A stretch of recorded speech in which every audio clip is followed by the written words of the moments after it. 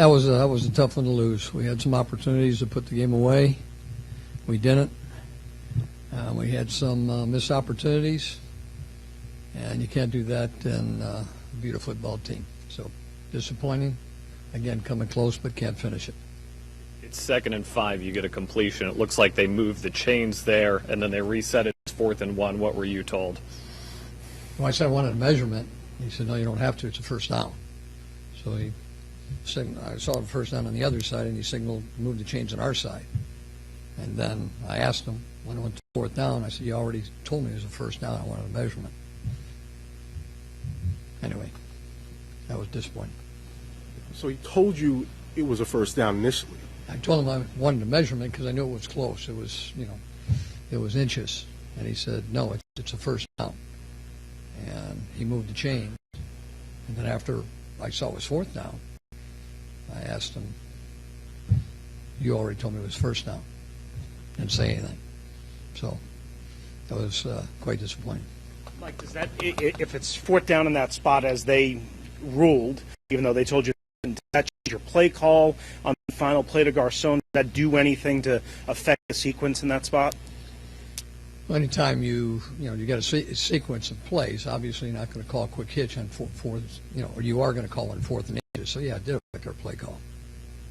Mike, on the challenge of the spot on the Giants' last drive. Yeah, we just couldn't get a replay quick enough, and they were at the line of scrimmage, and we had different viewpoints from upstairs, and that's why I threw it, because I thought they were going to snap the ball.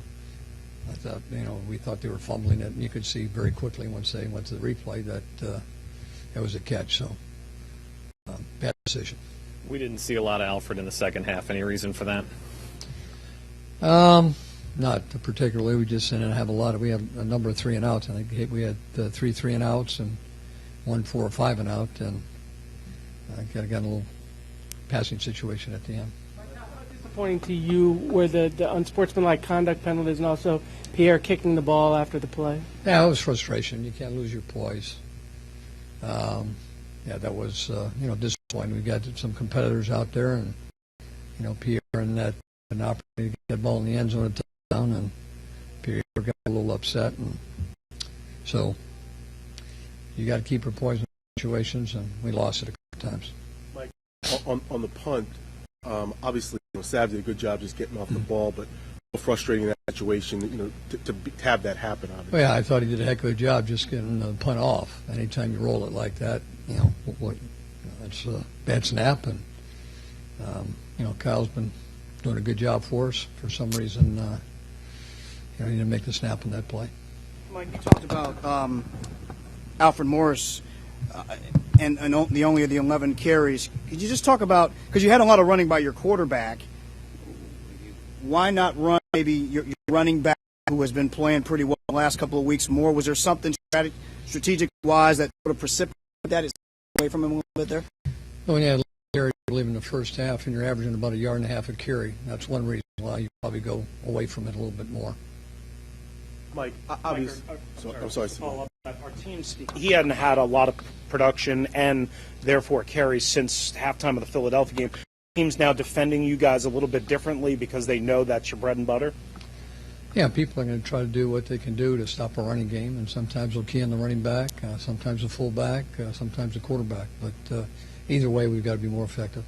Mike, as effective as Robert was, the offense seemed to be in such a good rhythm, starting out. Were you thinking, okay, this is the game where we can keep it going, and it just didn't happen? Yeah, I was disappointed. We had a couple good drives in there, and you got to maintain.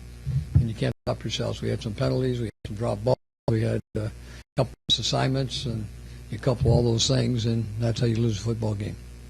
Obviously. You're talking about, again, back to Alfred. You said he'd only run for like a yard per carry. I mean, coaches always say good running backs like him, they're going to pop one.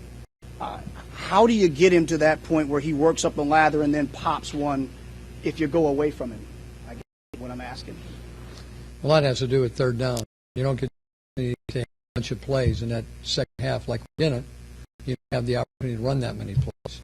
We've talked about this a number of times, that you got to make third downs. We didn't make many in that second half. I think in the first drive, even though we went 50-some yards, I think we had 30 yards in penalties. and then you get a couple, 3 plays and out, and there's a couple situations where you have some penalties, and you're long yardage situations, you're trying to get first down. So that's why you don't get the number of carries. Obviously, Mike, this season hasn't gone as well as you thought it would.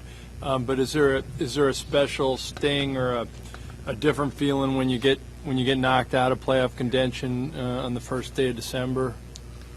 Yeah, it's always disappointing. I mean, that's what you're playing for. There's one reason you play this game, and that's to get to the playoffs, because it gives you an opportunity to reach your goal. And when you're out of it, yeah, it's very disappointing.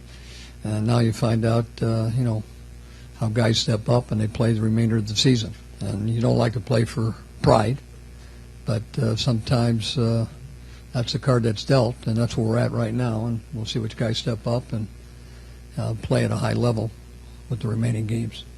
Mike. How do you keep Robert's morale up at this point after so many losses in a row, specifically him? Specifically him.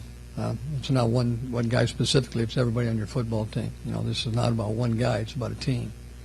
And so everybody's disappointed. And you try to work to win a football game, and that's what we'll try to do. Update on Jordan. Yeah, before the game, had a headache. And once he had a headache in pregame, we could not go in that direction. Is Reed, any idea how severe? No, you go through the tests again, a concussion. And, we'll find out here in the next couple days exactly where he's at. He had one obviously earlier this year in the Chicago game. Is that even more of a different protocol than a normal one, or is it pretty much the same one that he'll have to go I'm not through? positive at this point. I'll check with the doctors and find out. Reed, Mike. That's Oh, I'm sorry. Yeah, read down. Oh, I'm sorry. I thought you meant okay. Along those same lines, D'Angelo left with the hip late. Yeah, just got a sore hip. Right now, I'm not sure exactly how bad it is, but he was sort of missed a couple plays, which he doesn't do. So hopefully, he'll be back, but I don't know for sure. London also got banged up. Yeah, he had an ankle in there. He looked like he sprained it pretty good. How bad, I can't tell you at this time. Again, it'll take a couple days to figure out exactly where he's at. Anybody else?